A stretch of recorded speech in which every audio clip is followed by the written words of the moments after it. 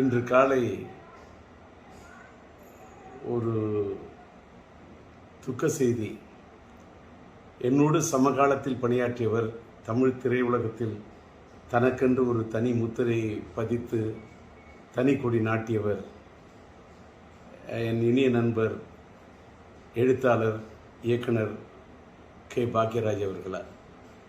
அவர் மாரடைப்பால் மறைந்து விட்டார் என்ற துக்க செய்தி என் காதுக்கு எட்டியது. கவலை என்னுடைய மனதை போட்டு வாட்டு என்று வாட்டியது. காரணம், சமீபத்தில்தான் அவருடைய 50 ஆண்டு காலம் அவர் திரையுலகத்தில் பணியாற்றியவர் ஒரு பொன்விழாவை காண்கிறார் என்று அவருக்கு ஒரு விழா எடுத்தார்கள். அந்த விழாவிலே அவரை பாராட்டுவதற்கு எண்ணற்ற பேர் வந்திருந்தார்கள். நம்முடைய சூப்பர் ஸ்டார் ரஜினிகாந்த் ஐயா அவர்கள் வந்திருந்தார். நம்முடைய ஆந்திர மாநிலத்தினுடைய நட்சத்திரமாக கொடிகட்டி பறக்கும் நட்சத்திரமாக இருக்கக்கூடிய அண்ணன் மோகன் பாபு அவர்கள் வந்திருந்தார்கள். அந்த விழாவிற்கு நான் வர வேண்டும் என்று என்னை பாக்யராஜ் விரும்பி அழைத்தார். நான் சாதாரணமாக இப்போ எந்த விழாவுக்கும் போகிறதில்ல, தவிர்த்திருக்கேன். ஆனால் என்ன நினச்சேனோ தெரியல. அவர் ராஜேந்தர், நீங்கள் நானும் சேர்ந்து ஒரே சமகாலத்தில் இருந்தோம். என் காலத்திலே நீங்கள் திரையுலகத்தில் நம்ம 2 பேருமே நம்மளெல்லாம் போட்டின்னு சொல்லுவாங்க. ஆனால் நீங்கள் எனக்கு நல்ல நண்பர். நீங்கள் நானும் சேர்ந்து எந்த படத்துலையுமே பணியாற்றலை, அதனால் நீங்கள் வரணும்னு ரொம்ப நாத்தெடுக்க என்னை கூப்பிட்டார். அவர் அத்தனை முறை என்னை வற்புறுத்தி கூப்பிட்டது என்னோட மனசு ரொம்ப வாட்டினுச்சு. சரின்னு சொல்லிட்டு அந்த விழாவில் போய், சமீபத்தில் தான் அந்த விழா நடந்தது. அந்த விழாவில் போய் மனதார மனசு விட்டு அவரை பாராட்டிட்டு வந்தேன். எனக்கு அதில் என்னன்னா, இவ்வளவு சமீபமாக அவர் மறைந்து போயிடுவார்னு நான் கனவு கூட நினச்சி பார்க்கல. ஆனால் ஒரு சின்ன அவர் மறைந்து விட்டார் என்பது துக்கம் தாங்கலை, நெஞ்ச வாட்டுது. ஆனால் ஒரு சின்ன ஆத்ம திருப்தி என்னன்னா, ஒரு மனிதன் மறைந்து விட்ட பிறகு இன்னைக்கு நான் இரங்கல் செய்தி போடுறேன், எல்லாருக்கும் ஆறுதல் தெரிவிக்கிறேன். ஆனால் அவர் உயிரோடு இருந்தப்பவே, அவருக்கு ஒரு பாராட்டு விழா நடந்தப்ப அவருடைய காது குளிர, அவருடைய மனம் மகிழ, ஒரு சமகாலத்தில் என்னை விட ஒரு சீனியர் மூத்தவர், அவரை போய் நான் மனதார பாராட்டிட்டு வந்தேன் அப்படிங்கிறத நினைக்கும் போது எனக்கு ரொம்ப ஒரு மனசுக்கு நிகழ்ச்சியாக இருக்குது. அதோட இன்னொரு நிகழ்ச்சி என்னன்னா, நானும் அவரும் எந்த படத்துலையும் சேர்ந்து பணியாற்றலன்னு சொன்னார அப்படின்னு சொல்லக்குள்ள, என்னுடைய இனிய நண்பர் சாய் ரமணி அவர்கள் இயக்குனர், அவர் இப்போ ஒரு படம் எடுத்துக்கிட்டு இருக்கார், கன்னடத்து பைங்கிலின்னு ஒரு படம். அந்த படத்துக்கு நான் பாடல் எழுதி இசையமைச்சிட்டு இருக்கேன்.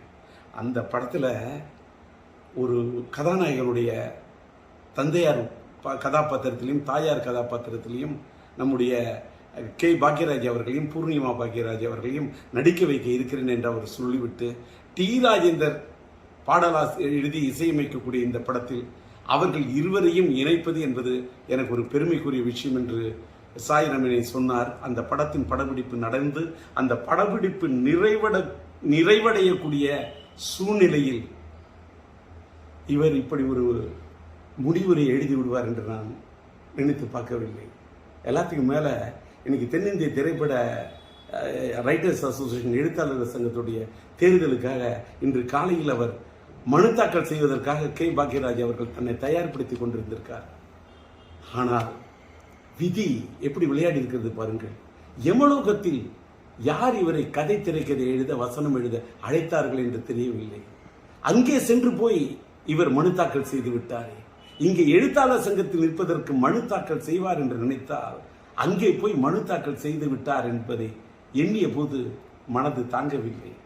எல்லாத்துக்கும் மேல 16 வயதிலே படம், மறைந்துவிட்ட இயக்குனர் இமயம் பாரதிராஜா அவர்களுடைய முத்திரை படைத்த படைப்பு.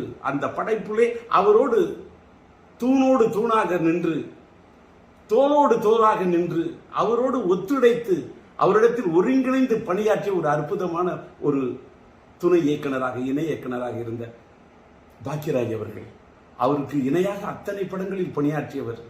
கிடைக்க போகிற ரயில் என்றும், புதிய வார்ப்புகள் என்றும், சிகப்பு ரோஜாக்கள் என்றும் அத்தனை படங்களில் அவரோடு உடனிருந்து பணியாற்றியவர். அவர் அந்த இயக்குனர் இமயம் சாய்ந்து மறைந்து, அது 10ஆம் தேதி என்று நினைக்கிறேன், 16 நாட்கள், 16 வயதிலே அவரோடு நட்பை ஏற்படுத்திக் கொண்டு பணியாற்றியவர்.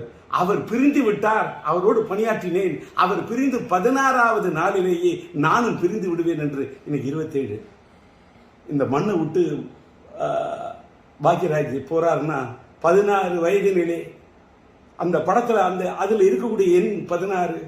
தன்னுடைய குருநாதர் மறைந்து நாட்கள் எண்ணி 16, அதில் என்னை விட்டு சென்று விட்டாயே என்று போய்விட்டாரே, தாங்கவில்லை.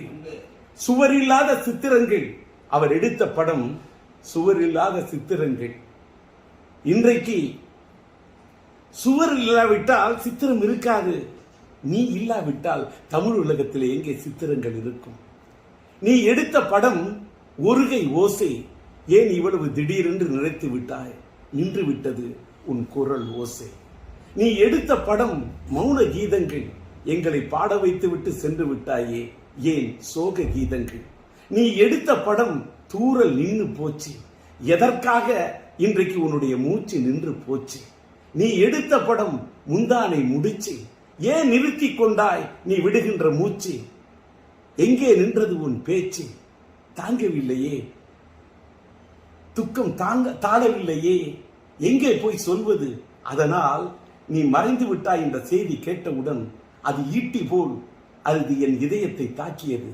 அதனால் என்னுடைய துக்கத்தை எங்கே போய் சொல்வது? உம்மை இழந்து வாடக்கூடிய உன்னுடைய இல்லத்தாருக்கும் இந்த திரையுலகத்தை சார்ந்தவர்களுக்கும் என்னுடைய ஆறுதலையும் ஆழ்ந்த இரங்கலையும் தெரிவித்துக் கொள்கின்றேன். கலை உலகத்து ரசிக பெருமக்களுக்கு, தென்னிந்திய திரையுலகத்துக்கே, என் இந்திய திரையுலகத்துக்கே நீ பெரிய திரைக்கதை ஆசிரியர். உன் இழப்பு ஈடு செய்ய முடியாத இழப்பாகும். உம்மை இழந்து வாடக்கூடிய ரசிக பெருமக்களுக்கும் என்னுடைய ஆறுதலையும் ஆழ்ந்த இரங்கலையும் தெரிவித்துக் கொள்கின்றேன்.